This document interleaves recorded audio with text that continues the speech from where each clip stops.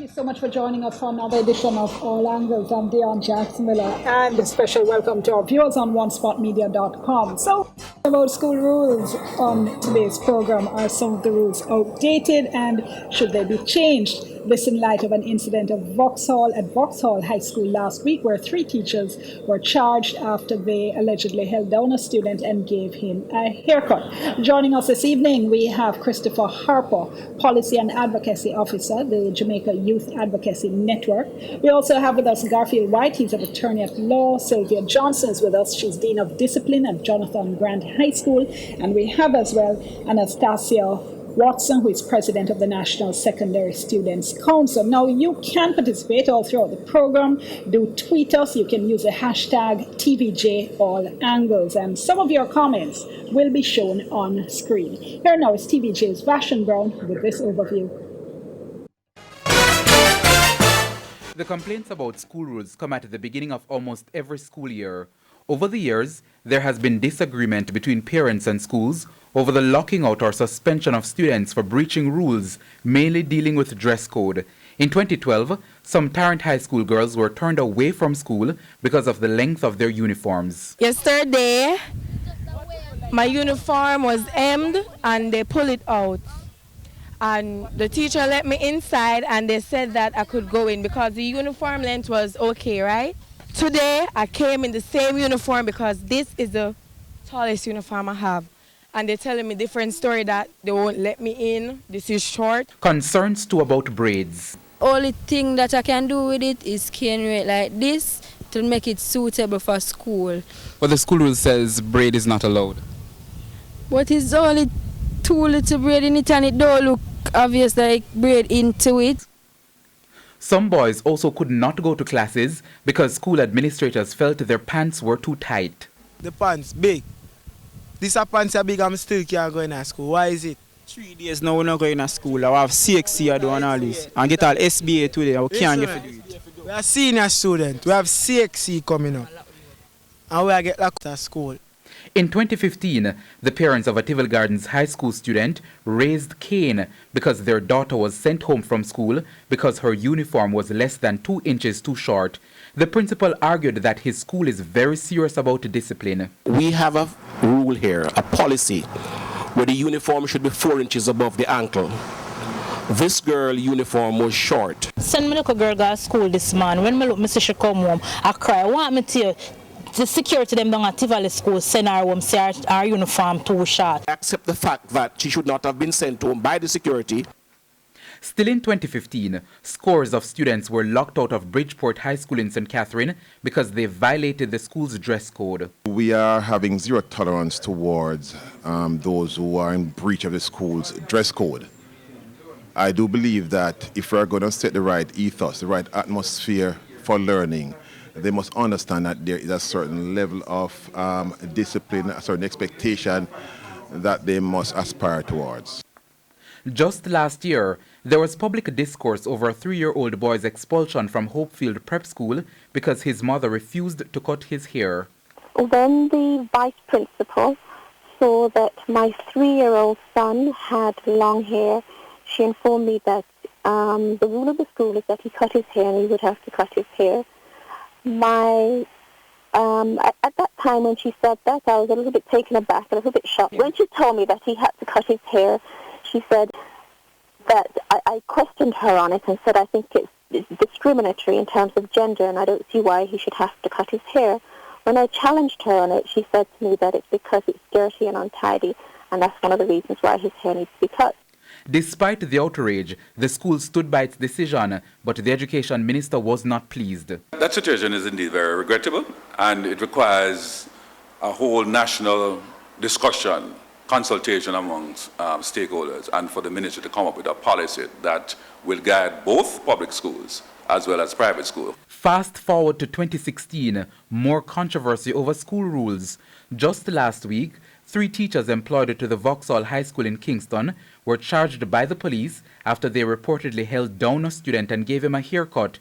The student showed us injuries he received during the struggle. So them held him down and 2 more teachers come hang on to him and him say him there hold him on over him head and the scissors cut him and more boss and all them thing there, where them should never do. Should never put them hand on him. The child's parents said after the school sent him home on Monday, they gave him money to trim his hair, and he did. But the student said when he arrived at school Tuesday, he was again approached about the height of his hair. He said it was just before devotion that the teachers held him down. All them need to do is just tell him to carry him parents, so them never have no call him parents and make him come to school without him parents, then him can't come without him parents. Vashon Brown for All Angles. All right, thank you so much. So remember that we want your participation throughout the program, throughout the conversation. So remember our hashtag, it's TVJ All Angles, and some of the comments will be shown on screen. Now, you may have heard mention in that report by Vashon about a national consultation. Whatever happened to that? Our colleague Andrea Chisholm spoke to the education minister to try to get some more information on that.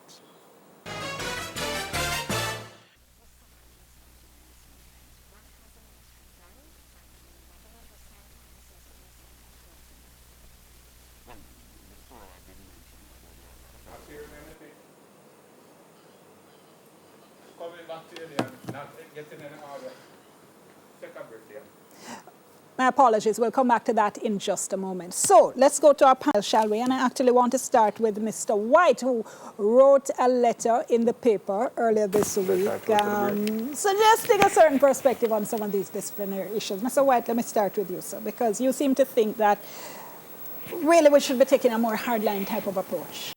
Good evening, Diane, and good evening to your viewers. I don't think it's such a case of a hardline approach. I think the present state of indiscipline in our schools across the island at this point in time, in my view, requires a zero tolerance. And if zero tolerance means a hardline approach, then so be it. Because teachers at present are faced with a certain kind of indiscipline, which to me is unprecedented. And therefore, what you find is that students turn up, they have no interest in learning, their behavior is just totally out of whack. And the time spent on disciplining students reduce, in my view, the time that should be spent teaching students who are willing to learn, and therefore what you will find eventually is anarchy. Just before I go to the others, let me ask you though, are you mixing up too many issues? For instance, we obviously have disciplinary problems. We have violence in schools, we have students who, have behavioral issues, all kind of problems. But do those necessarily equate to hair and uniform length? There are various issues, I agree, but the genesis of the problem is indiscipline. Everything, in my view, basically stems from indiscipline, whether it has to do with your hair, your uniform, turning up late, the way you speak to your teachers, the respect you have for the school administrators, it's all part of indiscipline. That's when you say genesis. Zero tolerance approach, you mean what exactly? In terms of having tougher measures, in terms of, for example, if you have a hair issue, as happened at Vauxhall recently, you could avoid that in the sense that at the start of each term, or whenever a student is to start at a particular school, the parents sign onto a code of conduct, so they know exactly what is required regarding your hair, your uniform, time for attendance, and everything that is required. So therefore, when you have these issues, you point to the code of conduct that the parents would have been aware of from day one. So therefore, you avoid these issues midway during the term. All right, I'll come to that, but Christopher Harper, your thoughts? Okay, so I do agree that indiscipline is certainly an issue that our schools are currently experiencing. But at the end of the day, we have to realize that a lot of other issues that students in particular are being tackled for is in relation to cosmetic things.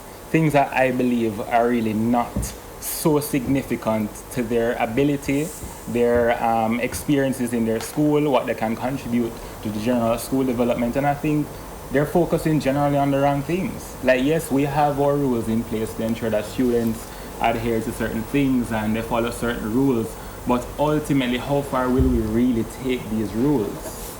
Well, let me ask Dean Johnson. We're focusing on the wrong things, Dean? No, because personally, I believe that discipline, it starts with how students feel about themselves. And one of the issues that we're having, or that we were experiencing really, as relates to, you're talking about dress code and the hair and so on, and we find that students spend a lot of time out of class addressing these simple matters. And but that's teenage behavior, though. It's teenage behavior. I mean, when I was a teenager, every mirror you see, or every car window you see, you fix up your hair. Right, but it depends on the extent to which. And remember that we are also preparing students for the global workplace.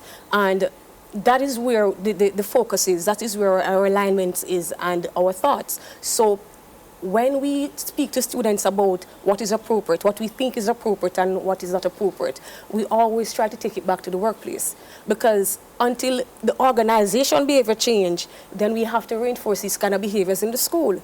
We have had incidents where students go on work experience, and because of how they look, or they are tired themselves, they are turned away. So we really have to be careful about the conversations that we are having and how we navigate this conversation relating to deportment and grooming of our students. Well, I thought, Mayor, all you have raised so many important issues there. I have to go to the break, and then when we come back, we pick up with Anastasia and our other guests, and we'll also hear that interview with the Minister of Education. Stay with us, and remember our hashtag TVJ All Angles soon come.